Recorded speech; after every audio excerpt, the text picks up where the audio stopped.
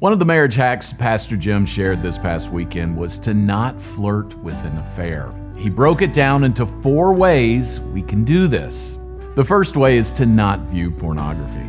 Sex starts in the brain, so let's not fill it with porn. Porn is also called a private sin simply because it's usually done in private. But it is so hurtful to a marriage because it causes distance emotionally and physically between you and your spouse, replacing true intimacy.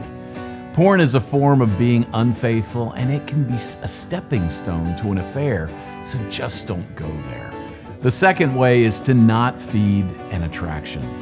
If you find yourself attracted to someone, don't gravitate towards them or look for opportunities to be with them.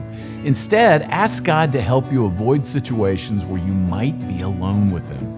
It's a matter of being aware and on guard, and, as Pastor Jim said, starving the attraction instead of feeding it. A third way to avoid flirting with an affair is to not allow space for a shadow life. A shadow life is having areas in your life that are not shared with your spouse. A shadow life helps us set the groundwork for an affair, which requires a level of secrecy. A shadow life is a life that excludes your spouse. Instead, invite each other into your worlds and expand your life together. Finally, do not engage in dangerous conversations.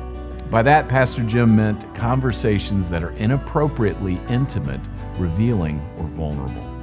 Don't discuss things you and your spouse talk about, especially if they fall into those 3 categories. Never talk to members of the opposite sex about being unhappy in your marriage. That often opens the door to an affair. Think carefully about each of these areas and consider whether any of them you are struggling with right now. And as always, pray. Pray for your marriage, pray for each other, and pray for the faithfulness that will take you to the finish line.